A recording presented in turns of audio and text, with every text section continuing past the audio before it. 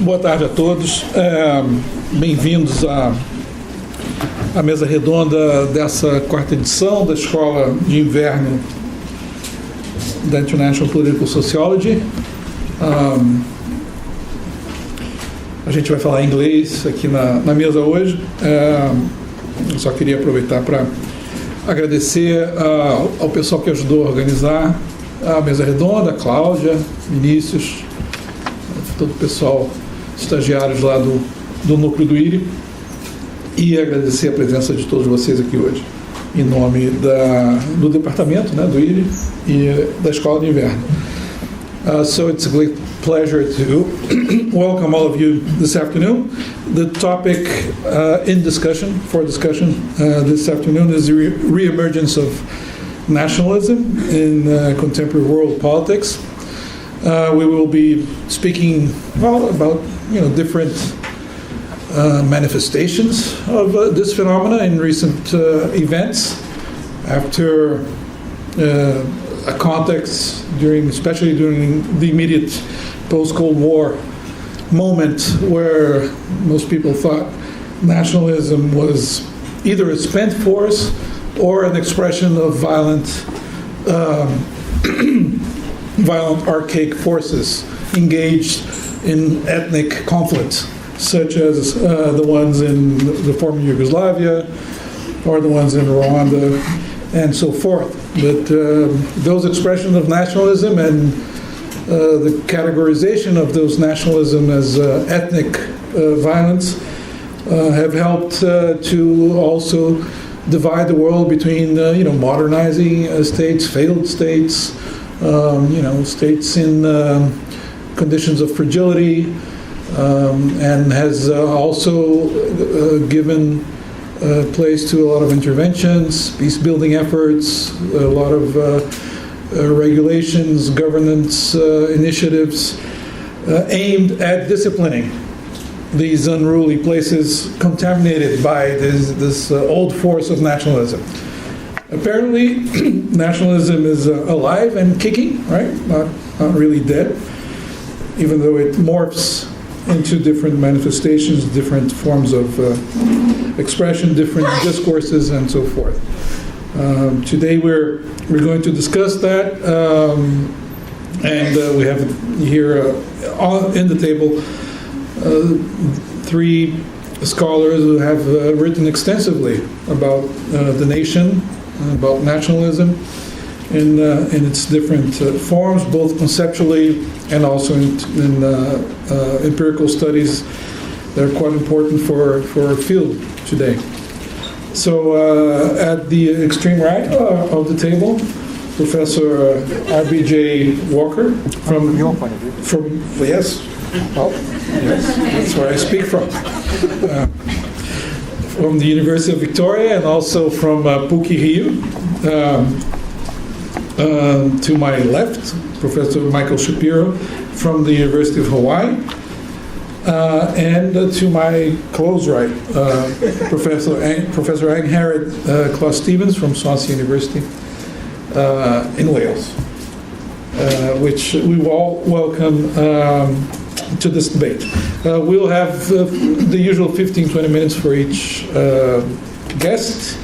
The order is Mike will start, then Angharad, and then Rob, and then we'll have questions, Q&As open to all of you.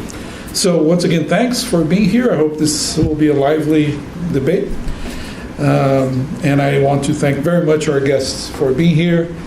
They've been here for the whole week, teaching and participating in the activities of the school. And they've been generous with their time and their labor. So we're very grateful for their presence here today. So, Mike, the floor is yours. Grab this, yeah. Thank you, João. What I have to say isn't terribly original, but I want to rehearse some of the things that I think are most significantly involved in nationalist movements, both at a micro-political level, not as the mentalities of people who become intolerant of someone that's not like them, or someone they suspect is not like them, and then the macro-political dimension of it, in which the individual mentalities spread out into collective kinds of movements. And I've always been influenced thinking about this by two particular texts. One is Jean-Paul Sartre's biography of Flaubert, where at one particular point he makes the remark, words wreak havoc when they name something that's been lived silently. And so much of nationalist movements are structures, I think, of terrible resentment that people don't feel that's legitimate to express and act upon until someone legitimates it with a few words, and then it springs out. The other is from a novel by Russell Banks, which I find endlessly productive to think about. It's a novel called Continental Drift, and it involves two people, a white guy, an oil burner, a repairman from New Hampshire who moves to Florida because he's not making it economically, and a black woman from Haiti, who also moves to Florida because she's in trouble and she has to migrate there. They end up meeting because he ends up running refugees on his former fishing boat. But before that happens, he meets another black woman with whom he has an affair, and he can't understand her very well. And Russell Banks gives this wonderful commentary. He says, Bob Du Bois has not yet understood, recognized the woman in himself or the black person in himself. In other words, all people are a multiplicity, and the interesting question always is to what extent is that recognized? And I think that falls in line with, I think, what is the biggest antidote to right-wing nationalism, and that is that one cannot be hospitable to otherness unless one is able to be hospitable to the otherness within oneself. And I've learned that kind of thing from some exemplary forms of literature.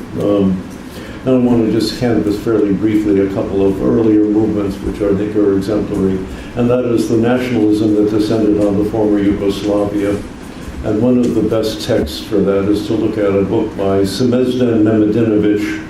It's called Sarajevo Blues, in which he talks about the dilemma he had when he had all kinds of friends who were Serbians and Croatians playing on the same football teams. And all of a sudden, he says, the person who you played football with yesterday might knock on his door with a gun in his hand. In other words, the incredible fragility that one experiences from these kinds of relationships. The other thing that I found notable is one of the earliest interesting books about the social movements that dealt with the rise of the Nazi Party in Germany, Rudolf Heberle. It's simply called Social Movements, and one of the things he discovered was that the first strong support of the Nazi movement was from a district in which people had supported socialists before. In other words, very easy to swing people's resentment from one particular kind of movement to another. And now I'm going to read you something briefly, because I think the very best treatment of what's going on now is something that Slavoj Žižek wrote quite some time ago. In a book called Tarrying with the Negative, this is the chapter that says, enjoy your nation as yourself. Okay? The element which holds together a given community cannot be reduced to the point of symbolic identification. The bond linking together its members always implied a shared relationship toward a thing, toward enjoyment incarnated. This relationship toward the thing, structured by means of fantasies, is what is at stake when we speak of the menace to our way of life presented by the other. It is what is threatened when, for example, a white Englishman is panicked because of the growing presence of aliens. What he wants to defend at any price is not reducible to the so-called set of values that the other support to national identity. National identification is by definition sustained by a relationship to the nation qua thing. This nation thing is determined by a series of contradictory properties. It appears to us as our thing, perhaps we could say Cosa Nostra, as something accessible only to us, as something they, the others, cannot grasp. Nonetheless, it is something constantly menaced by them. It appears as what gives plenitude and vivacity to our life, and yet the only way we can determine it is by resorting to different versions of the same tautology. All we can ultimately say about it is that this thing is itself the real thing. what it really is about, etc. If we are asked how we can recognize the presence of the thing, the only consistent answer is that the thing is present in that elusive entity called our way of life. All we can do is enumerate disconnected fragments of the way our commentary organizes, our community organizes its feasts, its rituals, its mating, its initiation ceremonies, in short, all the details by which is made visible the unique way our community organizes enjoyment. Okay, I'm going to skip here.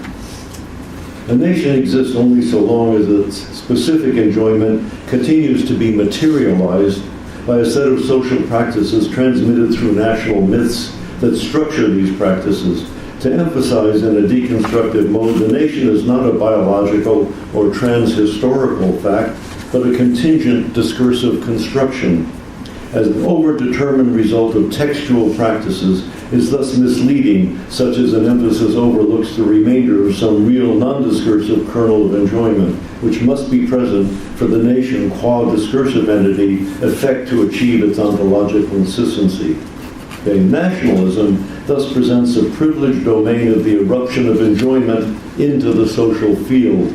The national cause is ultimately nothing but the way the subjects of a given ethnic community organize their enjoyment through national myths. What is therefore at stake in ethnic tensions is always the possession of the national thing. We always impute to the other an excessive enjoyment. He wants to steal our enjoyment by ruining our way of life. And or he has access to some secret, perverse enjoyment. In short, what really bothers us about the other is the peculiar way he organizes his enjoyment, precisely the surplus, the excess that pertains to this way, the smell of their food, their noisy songs and dances, their strange manners, their attitude toward work. To the racist, the other is either a workaholic stealing our jobs or an idler living on our labor, and it is quite amusing to notice the haste with which one passes from reproaching the other with a refusal to work to reproaching him for the theft of work, as it goes on. Then there's a quote from Freud I just want to pick up here. Why does the other remain other? What is the cause for our hatred of him, for our hatred of him being in his very being? It is the hatred of the enjoyment in the other. This would be the most general formula of the modern racism we're witnessing today. He said today quite some long time ago, but it's today as well. The question of tolerance or intolerance is not at all concerned with the subject of science and its human rights. It is located at the level of tolerance or intolerance toward the enjoyment of the other as he who essentially steals my own enjoyment. We know, of course, that the fundamental status of the object is always already snatched away by the other. It is precisely this theft of enjoyment that we write down in shorthand as a minus phi, etc. There's a particular irony that Freud and Mediated go on to mention, and that is that the other who steal our enjoyment is something that we hate. We hate our own enjoyment in a whole variety of ways because of moralistic commitments. I'm going to pass to one other text before I go away. That is a fairly recent book by Ruth Woodall called The Politics of Fear. The shared emotional disposition attributed to us in our nation relates to the attitudes to both us and them, emotions that members of a given in-group have toward other members of that in-group, as well as toward members of the out-group. Thus, this attitude implies solidarity with one's own group as well as an animosity, or at least a clear-cut distinction from others, by excluding them from this constructed collective. Finally, it must be emphasized that the discursive constructs of nations and national identities primarily essentialize national uniqueness and international uniformity, but largely ignore intranational differences, especially when dividing the world into distinct groups. In other words, there's no such thing as a nation state. There's always an incoherence and a set of fault lines. But in order to be intolerant and hateful toward others, you have to deny the otherness within. You have to pretend that there's a homogeneity when really there's nothing but centrifugal forces going on all the time. Okay, I'll stop there. Thanks, Mike. Thanks, Mike. Now the floor is Angharad's. Obrigado. Bodache. Yeah, practicing. In March 2016, I was invited by a new friend to a cinema in my home city, Swansea, in País de Gales. This cinema was showing a film by Michael Winterbottom called In This World, that follows the treacherous journey made by a father and son from Pakistan to the UK. We were all asked to bring a blanket and pay £10 towards refugee support groups in Samos, Greece, and people living in Aleppo, Syria, which had just been heavily bombed. The room was packed with people all hoping to be able to do something in response to what was the largest forced movement of people since the Second World War in Europe. The film is harrowing, as you might expect, but people were also keen to stay after the film and ask what could they do. And a father from Syria who had recently arrived with his family was asked to speak about his own experiences after the film had finished. It must have been a really odd and not untroubling experience for him to be presented to this audience together with his wife and young children. Then the volunteers who had organised the evening asked us to consider donating large items such as ovens or carpets to the many new families who had arrived in the city. And the good feelings about doing something with others began to shift. Someone put their hand up and said that they had also been saving money for new household items or waiting for the city council to make repairs to their flat. In this space of hospitality and amongst this great desire to be generous, people were nevertheless struggling with how to respond, to quote the philosopher Etienne Balibar, when poor residents became pitted against poor nomads. In his book, The Threat of Race, David Theo Goldberg argues that race has too often been presumed as something that belongs to the past. And against that presumption, he argues that race is a foundational pillar of modernising globalisation. So many so-called advanced liberal democratic societies are today navigating deep economic crises and exacerbating inequalities. And we're told that racism and ugly nationalisms are returning to politics. But this idea that they're returning presumes that they didn't used to be there. It suggests that these are ideas and affective structures from the past.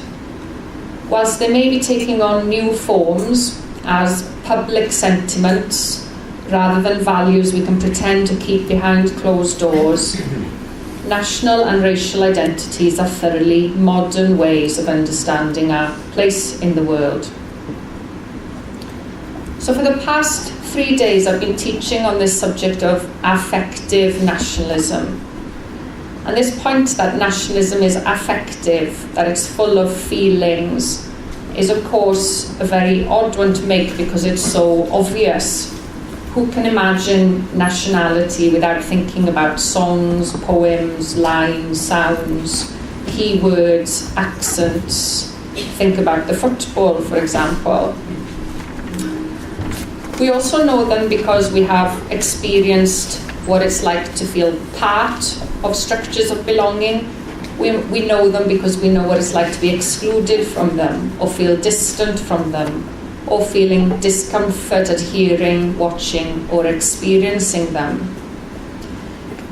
These imaginative geographies emerge and pop into view in all sorts of everyday spaces, as they did in the cinema for me on this evening. As Kathleen Stewart ably shows in her book Ordinary Affects, they emerge or flicker into view just as we're skipping through TV channels, or just as we're walking into a shopping mall.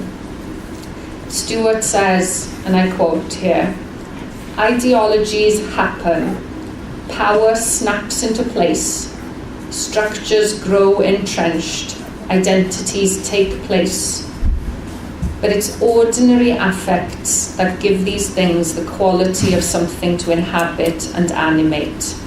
And politics starts in these animated, everyday inhabitation of things, not downstream in the various dreamboats and horror shows that get moving later on. So whilst many geographers and political theorists, including, say, Derek Gregory, helpfully show us how imaginative geographies, these ideas of us and them, work, I'm finding this material on everyday affects useful for reminding us of how these forms are fragile, mobile, plural, and as such they can be moved, enhanced, and potentially from time to time overturned. Can you hear me? Is that okay? So I've been wondering since about the kind of political intervention at work in this Michael Winterbottom film, and in other films such as the artist Ai Weiwei's most recent film, Human Flow, also about the European refugee crisis. They all assume that if we see more horror, then we'll be moved to act. But the international relations theorist William Walters writes in a recent paper called The Politics of Cramped Space that there are lots of risks in this idea of exposure. The idea that if only we see more scenes of violence, then we'll be moved to act. He says that such scenes may actually serve to fuel the border spectacle.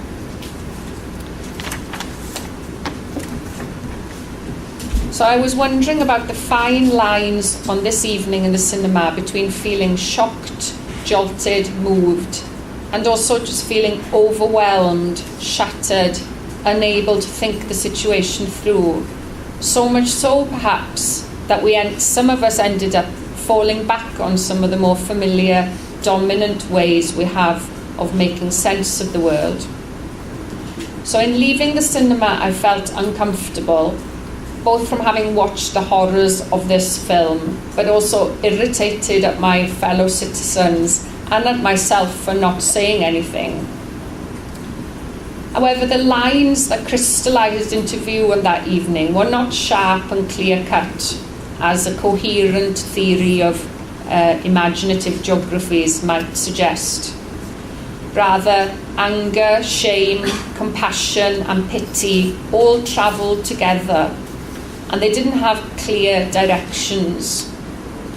And the very presence of this family in the room jarred with the representations of victims on the screen.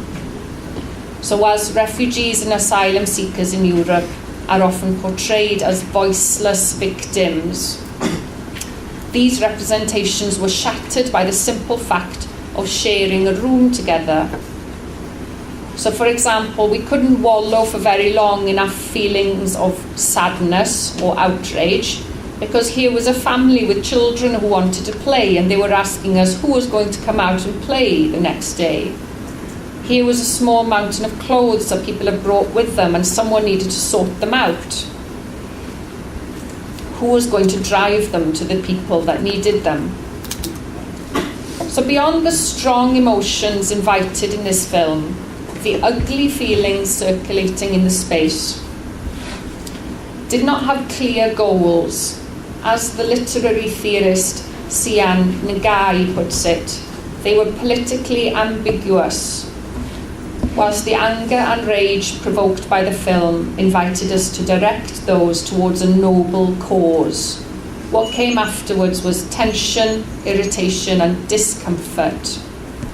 But I want to suggest that there may be political potential in these weak, ambiguous, and mixed feelings. So these are not necessarily feelings that we need to work on and push them towards the right goal. Rather, discomfort may be a powerful political emotion when we accept it for what it tells us. That is, There are no good nationalisms and bad nationalisms, only the possibilities and responsibilities of negotiating uncomfortable situations.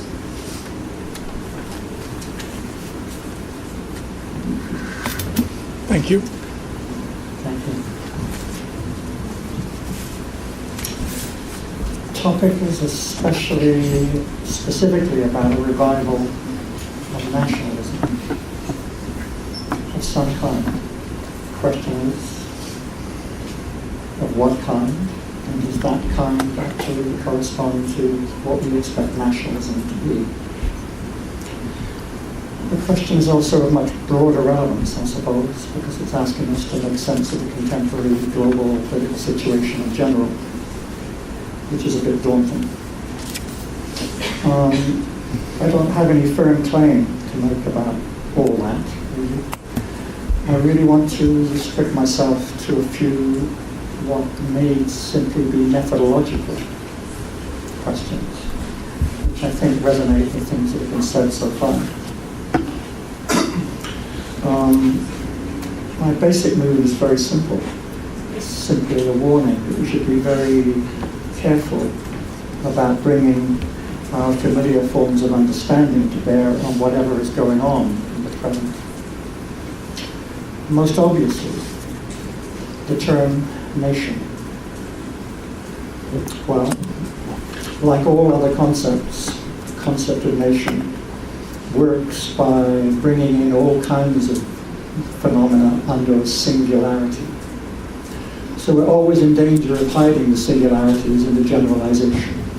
So nation is nation is nation is nation. A rose is a rose. But in the case of nationalism, we might say the concept expresses precisely what nationalism does, which is to obscure, reduce, obliterate all kinds of differences. Excuse me while I mechanize this. All kinds of differences into a presumed unity. Nations are constructed precisely through historical processes, through which some peoples are survivors and some peoples aren't. It's a violent process, in the same way that the use of a concept to generalize is a violent process obscuring specificities very often. This is what's at stake in the claim made by Ulrich Beck about the methodological nationalism of the contemporary social sciences. I personally think that Beck is perfectly correct in this. It's more or less the only thing I agree with him on. But I think it's a very serious problem. We are trying to think about nationalism and the categories given by nationalism. We are in the business of learning, knowing, acting in relation to politics in general, in terms of the categories given by nationalism. Theories of international relations are primarily nationalist, comparativist, not so much international.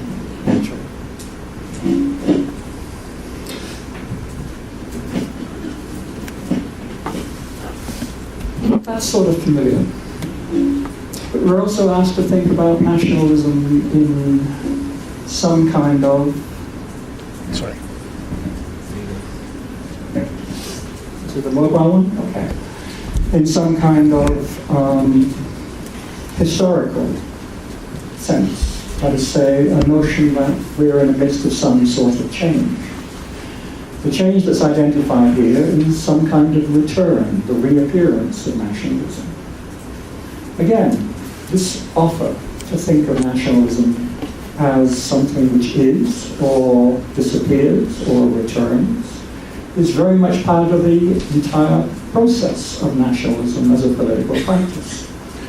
As you well know, it works by invoking history. That history is always begun by invoking the present, from which we have come from the history that is necessary for us to have come to be what we are. It invokes a history and a series of transitions, and in a sense it's a theory of change which always remains the same. Once upon a time we were not X, French. Then we became, maybe we were French and became even more French. We have a theory of change and history built into the very notion of nationalism and nations. So again, we have a methodological problem. How do we understand historical moves, histories in general, especially those invoking the histories of changes in nationalism, without relying upon the histories given to us by nationalism? There's an interpretive circle here, hermeneutical circle, through which we are analyzing things in precisely the terms given by those things. Again, it's familiar. The third move, so change. Well, what is changing? The actual term I suppose would be sovereign nation state. That would be the object of analysis, not nationalism. We've got a package, the sovereign nation state. Those terms express different things. Two of them express, either in principle or attempts in practice, to sustain some sense of continuity. Sovereignty is the term to eternity. We've always been sovereign. States try the same trick. They have a certain longevity to them. They are resistant to understanding in historical terms. They prefer structuralists to examine them. Whereas nations, of course, are precisely the kind of phenomena that are allowed to change within the terms set by the sovereign states. Effectively, it's a gap, a brilliant gap set up by the difference between form and substance, or between Plato and Aristotle, if you want it that way, or between, there's many other ways of doing this, but some things stay the same, and within those things that stay the same, things can change. Well, nationalism is usually thought of precisely in historical terms. It's full of life. States are not full of life, and certainly abstract sovereignties are precisely dead. They have no life whatsoever, it is said. So what is changing here? Is it sovereignty? Is it the state? Or is it a nation? Well, leave that question hanging. How is that set up? It's set up precisely in an international system. The international is precisely that which sets out this offer to give both form and substance, to give a structural formal account of an international order within which you can have substantive values, indeed life. The deal is quite simple. The abstract order of the system, it stays the same, goes on forever, returns and returns and returns, they say. But states can change. They can develop. You can have freedom within them. You can have, in particular, self-determination. That's the ultimate claim, liberty and equality and community within one particular nation. And you can have life under those conditions. You can have ordinary politics. So, what have we got here? The change, the return of nationalism, or the continuity of the system? Don't we have methodological internationalism dominating the social sciences and all our thinking? We can't really think about anything except by making an assumption about the international. Final point. As I read it, what's going on in the contemporary world in this respect is full of a multiplicity of movements. Very different kinds of nationalism, populism. But what do they have in common? Do we assume they do have something in common? Do events in Turkey, Brazil, UK, Brexit, USA, Russia, China, etc., etc., what do they have in common? Can we compare them? What is the point of comparison? Surely we need to make some distinctions about different kinds of nationalism rather than generalize about an eternal return of nationalism. Or, to put it differently, the continuity of very different kinds of claims to authority in relation to the claims to a universal system, a claim to self-determination of some sort. That's what's continuous. The practices of self-determination are highly variable. So I don't trust the comparativists when they say there's a lot in common between these different moves. I think that has to be shown, demonstrated empirically, one might say, rather than presumed as an analytical starting point. And finally, as a similar mode there, well, the regulative ideal of the nation, of the national thing, certainly as it comes through the literature, is a figure called Max Weber and his disciples, who might include Schmidt, who might include Heidegger, might include many people. The story there is precisely that you've got a unified nation state. That gives you all kinds of analyses of modern politics, not least enough stories about modernization above, which legitimize the practices of state intervention in the name of the nation. Well, it doesn't seem to me that there are very many unified states around, unified nations around. It surely is a pretense. Most nation states are highly conflicted. They're conflicted in different terms. The explanations might be given through, let's say, quasi-Marxian analyses of class, or through nice liberal accounts of multiculturalism, or through, let's say, the difference between nation states which work precisely as administrators of a state economy, operating on behalf of a single people, on behalf of a single nation, or perhaps just those who are going to be surviving in the world capitalist order that we're getting with us now. The difference between operating nationalism articulated in the name of a proper, complete, totalizing nation, or on behalf of part of that population. So it seems to me that the claim that there is a nationalism precisely hides some of the most important and difficult questions of our time, precisely relating to the character of, legitimacy of, all kinds of class conflict, multiculturalism, and the relationship between those who are actually in that state and those who are increasingly excluded from it. So maybe there's a continuity. I would say it's not the continuity of nationalism per se. It's the continuity of a claim about national self-determination on the part of certain kinds of states and the kinds of subjectivities that inhabit them. I think we need to be looking at the great differences between different forms in which that's taken and try to get our heads around the historical differentiation between the familiar pattern, call it Weberian, and a radically unfamiliar pattern, call it dangerous.